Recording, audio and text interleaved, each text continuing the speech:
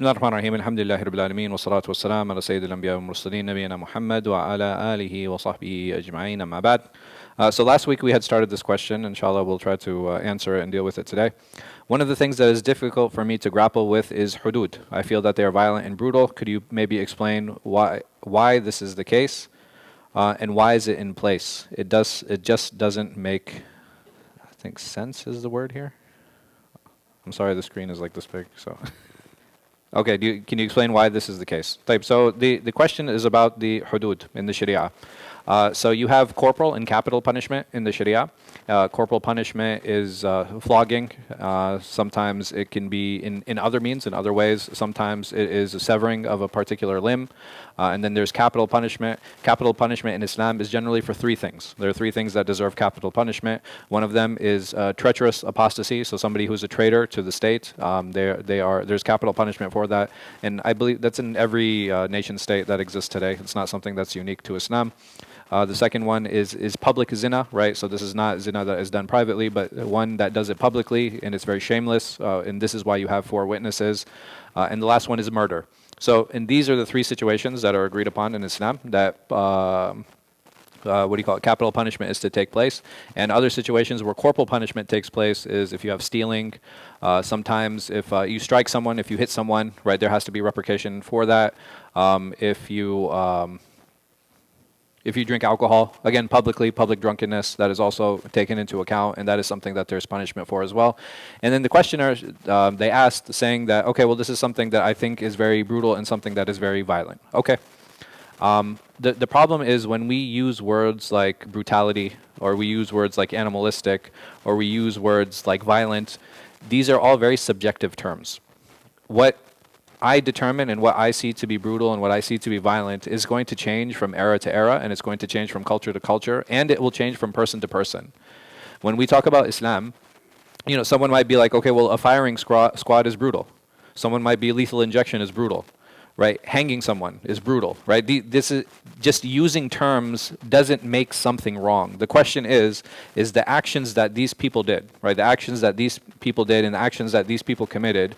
Number one, is a death penalty morally wrong, right? So is capital punishment morally wrong? This is the question. This is essentially the question. How that is carried out, there's going to be better and worse ways according to me and you. And then there are ways that Allah subhanahu wa ta'ala has designated saying that, no, this is the way that it should be done. By the way, beheading someone is not a shar'i punishment, meaning that this has not been ordained by Allah and not ordained by His Messenger sallallahu alaihi wasallam. This is human discretion. I'm not saying it's wrong, right? I'm not saying that this is the wrong way to execute, right? I don't know.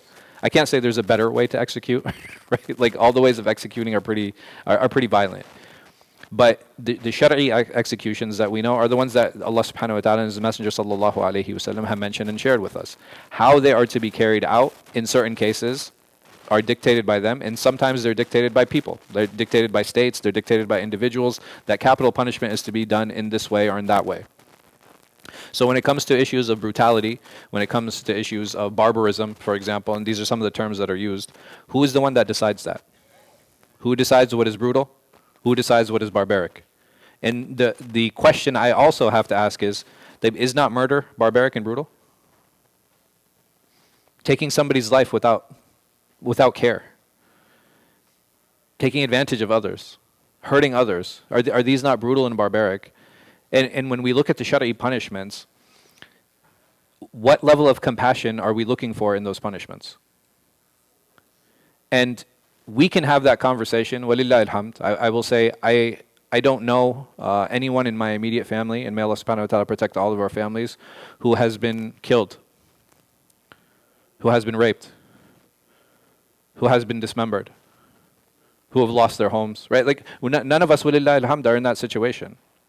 So how easy is it for us to make a judgment call when we're so far removed and far away from those situations? And the situation, like, it's around us. Like, we see it. All of us see, like, subhanAllah, I don't know how many of you follow the different feeds and what's going on in the world today. Like, it's heartbreaking. It's heartbreaking to see someone carrying his dead daughter, right? Just carrying her, crying, knowing that she's passed and that he's preparing her for death, and then telling this person, like, no, murder's, like, Murder is barbaric. You can't hold people accountable for this. Is that even fair? Does that even make sense? Or even what happens locally. Somebody comes in, he kills 20 people. Walks in, and just shoots everyone. We say, no, we need to have compassion for this person.